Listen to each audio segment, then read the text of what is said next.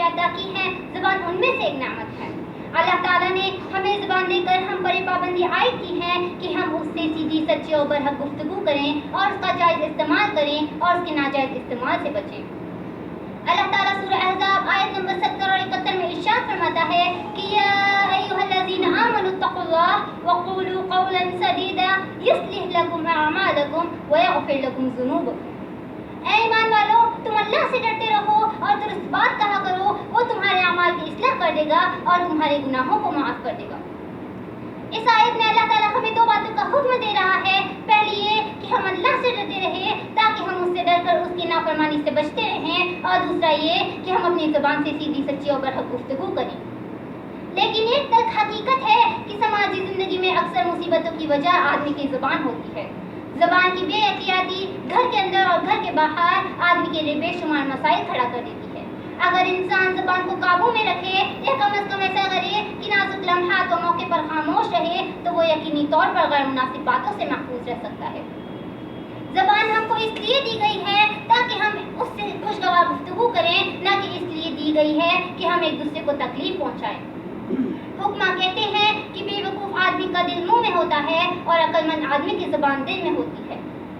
انسان کے جسم میں زبان کی کیا حیثیت ہے اور اس کے جائز اور ناجائز استعمال سے کیا اثرات مرتب ہوتے ہیں، اس کا اندازہ نبی کریم صلی اللہ علیہ وسلم کی اس حدیث سے لگایا جا سکتا ہے، جس میں نبی کریم صلی اللہ علیہ وسلم نے ارشاد فرمایا اذا اصبح ابن آدم فإن الآذى كلها تكفر اللسان تقول اتق الله فينا فإنما نحن بك فإن استقمت استقمنا وإن وججت أعوججنا۔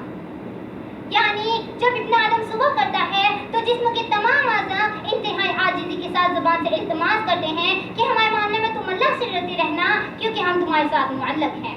اگر تو سیدھی رہی تو ہم بھی سیدھے رہیں گے اور اگر تو ٹیڑھی ہو گئی تو ہم بھی ٹیڑھے ہو جائیں گے۔ اس حدیث سے ہمیں یہ بات معلوم ہو رہی ہے کہ ہمارے جسم کے تمام اعضاء کی اصلاح کا دار و مدار ہماری زبان پر ہے۔ اگر ہم اپنی زبان کو قابو میں رکھیں گے اور اس سے سیدھی سچی اور برحق گفتگو کریں گے تو ہمارے جسم کے باقی اعضاء کی بھی اصلاح ہو جائے گی۔ لیکن اگر ہم اپنی زبان کو بے لگام چھوڑ دیں گے اور اس سے ٹیڑھی جھوٹی اور حق کے خلاف گفتگو کریں گے تو ہمارے جسم کے باقی اعضاء بھی بگڑ جائیں گے۔ زبان کا غیر مناسب استعمال، مثلاً اس سے گالی دینا، چغلی کرنا، غیبت کرنا، کسی پر برا الزام لگانا اور کسی کو برے القاب سے یاد کرنا، یہ سب بری باتیں ہیں۔ قرآن اور حدیث میں ان کی سخت مذمت بیان کی گئی ہے۔ حدیث میں زبان کے متعلق آتا ہے کہ من یضمن لی ما بین لحیہ وما بین رجلیہ اضمن لہ الجنہ، یعنی جو شخص مجھے اپنی زبان اور شرمگاہ کی حفاظت کی ضمانت دے میں اس کے لیے جنت کی ضمانت دیتا ہوں۔ اور ایک دوسری حدیث میں زبان کے متعلق آتا ہے کہ ایک بار حضرت صلی اللہ علیہ وسلم صحابہ کرام کی مجلس میں تشریف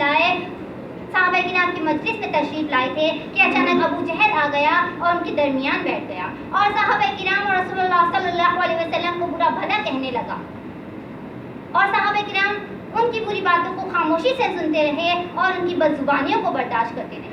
لیکن جب ان کی باتیں برداشت کے باہر ہو گئی تو حضرت ابو بکر صدیق رضی اللہ عنہ نے ان کی بری باتوں کا جواب دینا شروع کیا اور اسے برا بھلا کہنے لگے۔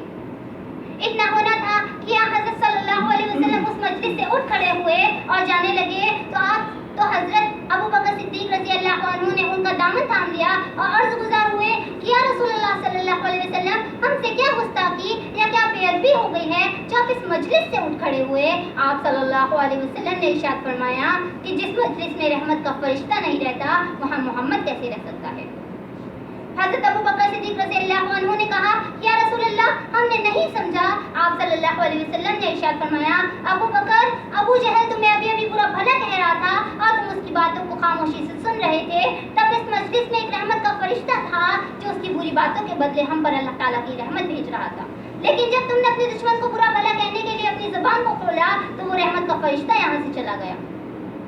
ترمذی شریف کی ایک روایت ہے جس میں آتا ہے کہ ایک بار حضرت معاذ بن جبل رضی اللہ عنہ نبی کریم صلی اللہ علیہ وسلم کے ساتھ تھے۔ انہوں نے نبی کریم صلی اللہ علیہ وسلم سے کہا کہ اے رسول اللہ صلی اللہ علیہ وسلم، مجھ کو ایسا عمل بتائیے جس کو میں کروں اور جنت میں داخل ہو جاؤں اور میں جہنم جیسی دہشتناک اور خوفناک چیز سے دور ہو جاؤں۔ آپ صلی اللہ علیہ وسلم نے ارشاد فرمایا اے معاذ، تم نے بہت بڑی بات پوچھی ہے اور یہ بہت آسان ہے جس پر مالک دو جہان آسان اور سہل کر دے۔ پھر آپ صلی اللہ علیہ وسلم نے ارشاد فرمایا تم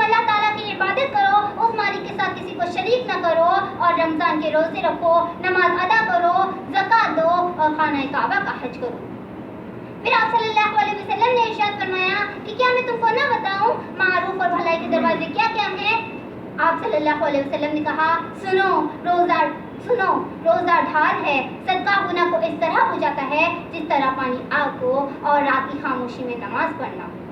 پھر آپ صلی اللہ علیہ وسلم نے کہا کہ کیا میں تم کو نہ بتاؤں کہ دین کا سرا کیا ہے اور اس کا ستون کیا ہے اور اس کی چوٹی کیا ہے؟ حضرت معاذ بن جبل رضی اللہ عنہ نے کہا کہ ضرور بتائیے۔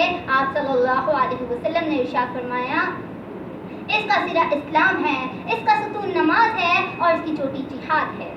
پھر آپ صلی اللہ علیہ وسلم نے ارشاد فرمایا کہ کیا میں تم کو نہ بتاؤں کہ ان تمام چیزوں کی بنیاد اور جڑ کیا ہے؟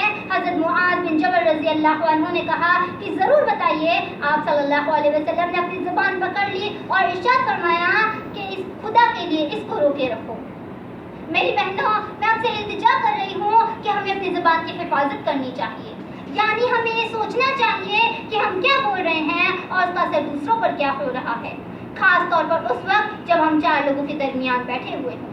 ہم ایسے لطیفے جو کفریہ کلمات پر مبنی ہوتے ہیں وہ بیان کرتے ہیں۔ کوئی نماز کا مذاق بناتا ہے، کوئی روزے کا مذاق بناتا ہے، تو کوئی اسلام کا مذاق بناتا ہے، اور جتنے بندے وہاں پر بیٹھے ہوتے ہیں اس کی باتوں پر کھلا کر ہنس رہے ہوتے ہیں، یاد رکھو، جو شخص یا جو انسان ارکان اسلام میں سے کسی کا بھی کوئی مذاق بنا دے تو وہ کافر ہو جاتا ہے، اور جتنے بندے اس پر ہنس رہے ہوتے ہیں وہ بھی کافر ہو جاتے ہیں۔ اب میں آخر میں اللہ تعالیٰ سے دعا کروں گی کہ اللہ تعالیٰ ہمیں اپنی زبان کی حفاظت کرنے اور حق بات کہنے کی توفیق دے، اور ہمیں ان تمام باتوں پر عمل کرنے کی توفیق دے۔ وآخر دعوانا الحمدللہ رب العالمین۔ السلام علیکم ورحمۃ اللہ وبرکاتہ۔ اس کے بعد